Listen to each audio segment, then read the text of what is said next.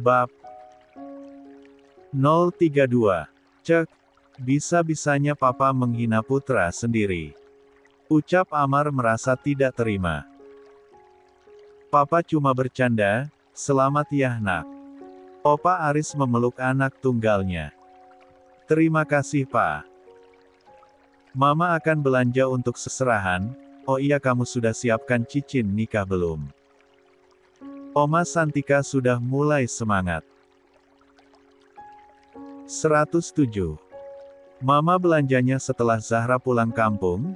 Kalau soal cincin nikah, Amar malah udah pesan sebelum melamar Zahra. Terus gimana sayang, setuju kan? Jangan nangis dan jangan larang Umi pulang, nanti ayah gagal lagi nikah sama Umi kalau kamu larang Umi pulang. Tanya Amar dan Aurel hanya mengangguk, entah mengerti atau tidak, yang penting ngangguk aja dulu. Sementara di dapur, setelah menyelesaikan masakannya dan menatanya di meja makan dibantu oleh para pelayan, Zahra yang baru berniat memanggil Amar, Aurel, Oma Santika dan Opa Aris untuk makan siang, tetapi mereka sudah berjalan menuju meja makan. Stephen pun juga sudah menuju meja makan. Setelah duduk di kursi masing-masing, Zahra lebih dulu menyiapkan makan untuk Aurel. Amar melihat Zahra dengan intens, kalau gue udah jadi suami Zahra, gue juga akan diambilkan makanan seperti Aurel, monolog Amar. Membayangkannya saja Aurel sudah tersenyum. Stephen yang duduk di dekat Amar, menyenggol lengan Amar lalu berbisik. Ingat belum halal, jaga mata jangan sampai kemasukan debu. Terus mulutnya ditutup, itu iler lo udah ngalir. Refleks, Amar benar-benar melap sudut bibirnya, membuat Stephen harus mati-matian menahan tawa. Sadar jika tengah dikerjain, Amar langsung menatap tajam Stephen. Mereka kembali menikmati makanan mereka. Enak banget masakan calon istriku, monolog Amar. Lalu kembali makan suapan demi suapan, bahkan Amar sudah 2 kali nambah. Zahra kini membawa Aurel untuk masuk ke dalam kamar karena Aurel yang waktunya untuk tidur siang. Mereka semua juga telah melaksanakan sholat duhur berjamaah setelah makan siang tadi. Tidak membutuhkan waktu lama, Aurel telah tertidur. Sambil menunggu Aurel yang sedang tertidur bukannya ikut tidur bersama Zahra, lebih memilih untuk membaca ayat suci Al-Quran, hingga suara telepon terdengar. Segera Zahra menyelesaikan membaca Al-Qurannya lalu mengangkat telepon. Halo, assalamualaikum. Halo, waalaikumsalam pak. Nak, bapak cuma mau kasih tahu kamu, besok kamu bisa pulang kampung kan? Soalnya calon suami kamu ingin melangsungkan pernikahan minggu depan, ucap Pak Gading. Tanpa terasa air mata Zahra mengalir begitu saja. Perasaan Zahra rasanya campur aduk, padahal dia sendiri yang menyerahkan keputusan kepada kedua orang tuanya. Halo, kamu dengar ucapan bapak kan nak? Tanya Pak Gading. Halo. Iya pak, Zahra dengar. Insya Allah Zahra akan pulang besok pak, jawab Zahra. Alhamdulillah, kalau begitu bapak tutup teleponnya, karena ada tamu yang datang. Assalamualaikum. Waalaikumsalam. Pecah tangis Zahra, namun Zahra berusaha menutup mulutnya agar tangisnya tidak mengusik tidur Aurel. Zahra bukannya ragu dengan keputusan kedua orang tuanya. Hanya saja Zahra yang sudah terlanjur sayang kepada Aurel merasa berat harus berhenti bekerja, apalagi pernikahannya terbilang terlalu cepat. Zahra merasa bimbang untuk menjelaskan semuanya kepada Aurel. Zahra khawatir Aurel akan sedih jika tahu bahwa Zahra akan berhenti menjadi pengasuhnya. 108. Astagfirullah, ampuni hambamu ini ya Allah. Hamba yakin engkau tidak akan pernah salah menentukan takdir ke setiap hambamu. Hamba mohon berikan kekuatan agar bisa menjelaskan ini semua kepada Aurel. Monolog Zahra. Setelah memikirkan semuanya, Zahra berniat membicarakan pengunduran dirinya kepada keluarga Aris, dan Zahra baru mendapatkan momen yang tepat setelah malam tiba, ketika keluarga Aris sedang berkumpul di ruang keluarga. Maaf Uncel, Aunty, Kak Amar, Zahra mau bicara sesuatu. Ucap Zahra mengawali pembicaraan. Kamu mau bicara apa kok sepertinya ragu gitu? Tanya Oma Santika. Zahra mau mengundurkan diri menjadi pengasuh Aurel, ucap Zahra sedikit ragu. Kok mendadak? Tanya Oma Santika. Tadi siang, Bapak nelpon. Zahra akan menikah minggu depan dan besok Zahra harus pulang kampung, nanti gaji yang sudah Kak Amar berikan, Zahra akan kembalikan. Zahra sudah berusaha menahan tangisnya namun tetap saja air matanya jatuh membasahi pipi mulusnya. Selamat ya Zahra, Aunty dan Uncel senang mendengarnya.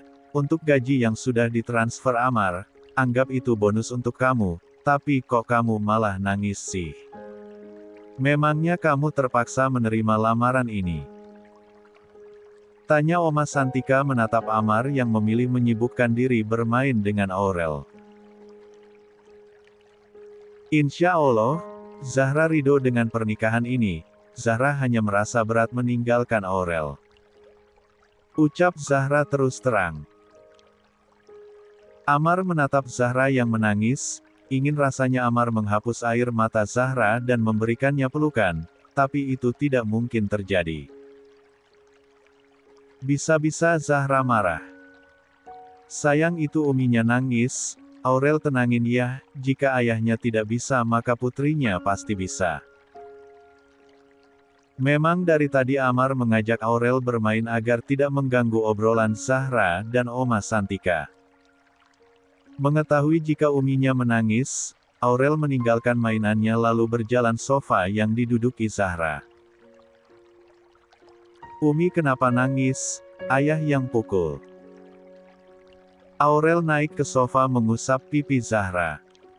Amar yang mendengar pertanyaan putrinya tak habis pikir, mana mungkin dirinya memukul Zahra, bukannya dari tadi Amar berada di dekat Aurel. Amar tidak memiliki kekuatan memukul tanpa menyentuh. Zahra memeluk tubuh mungil Aurel, yang semakin berisi.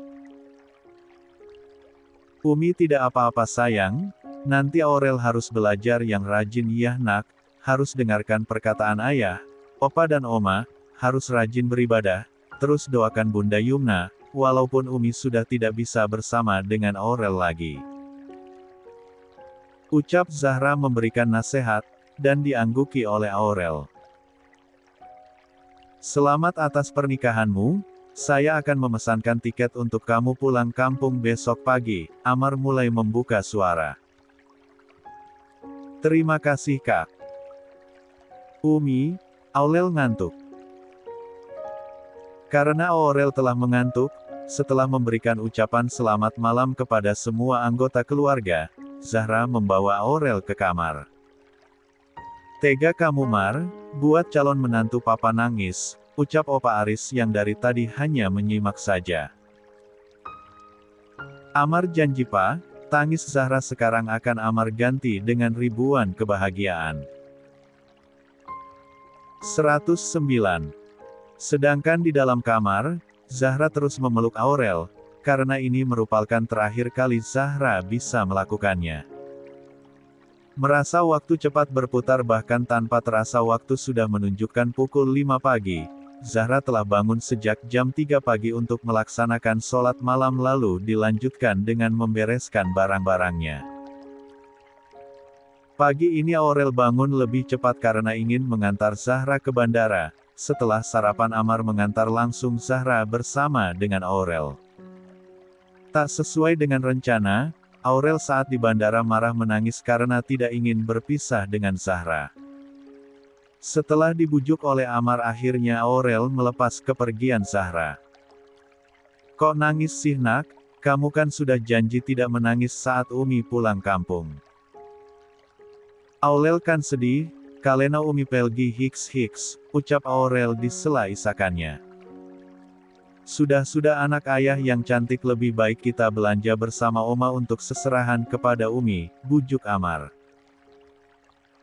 Benar saja, karena mendengar kata belanja tangis Aurel berhenti seketika.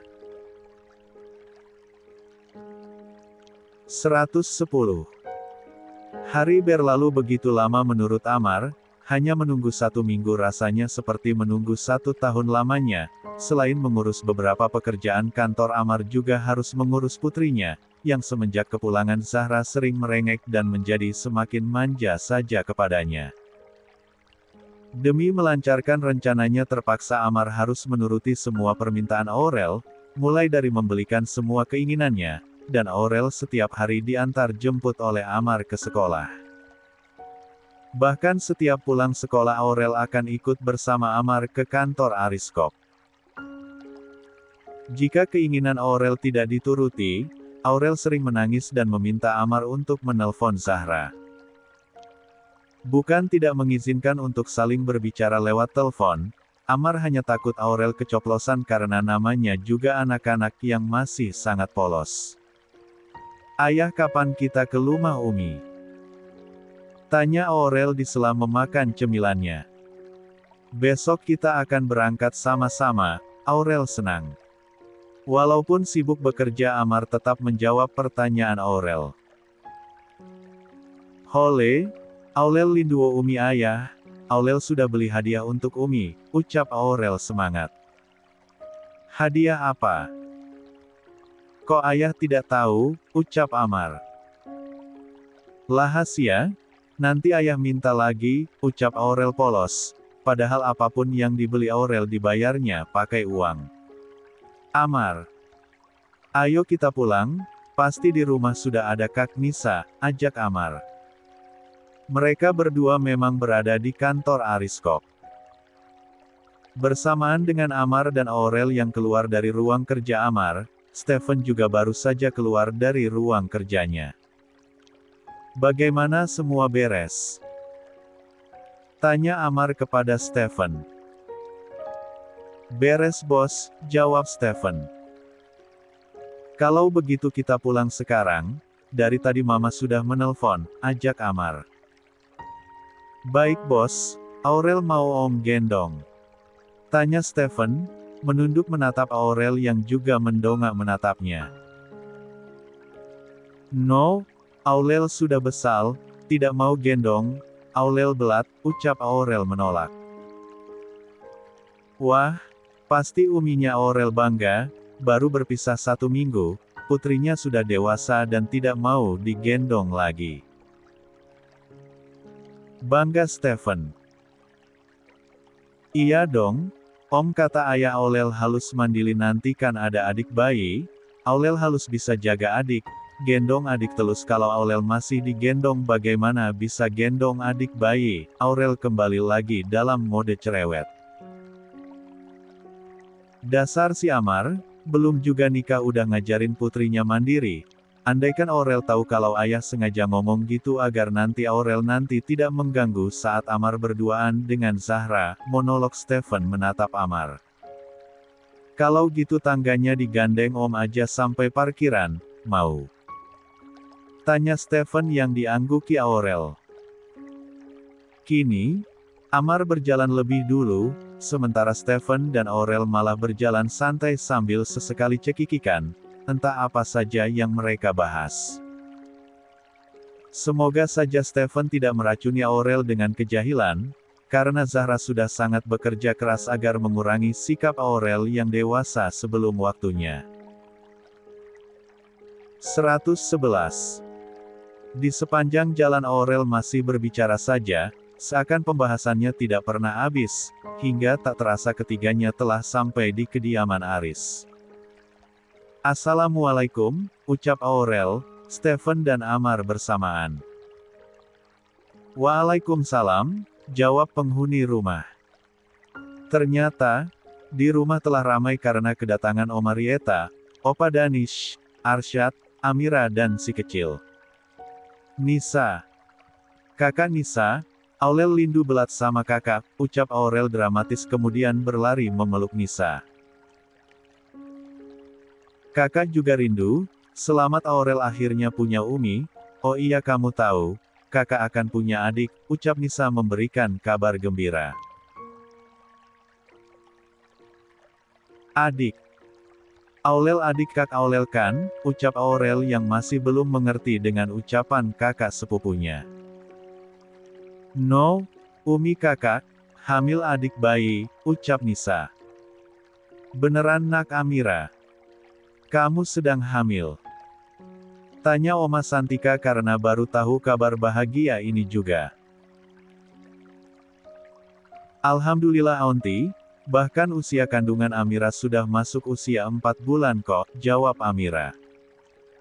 Selamat ya sayang, Aunty ikut senang mendengarnya, tapi kok perutnya tidak kentara ya sayang, heran Oma Santika. Kentara kok Aunty? Wah hebat Bang Arsyad, sudah akan memiliki 2 anak, ucap Stephen yang memang dekat dengan semua keluarga Amar. Cih, aku juga nanti punya anak juga kok dari Zahra, ucap Amar yang tidak mau kalah. Nikah aja dulu Mar, memang kamu sudah hafal ijab kabulnya jangan sampai kamu salah ucap, bisa malu keluarga besar kita, udah mau 2 kali nikah, tetap saja masih salah, ucap Arsyad. Ayah Aurel minta adik seperti Kak Nisa, banyak-banyak. Aurel sudah menghampiri ayahnya yang duduk bersama para orang dewasa.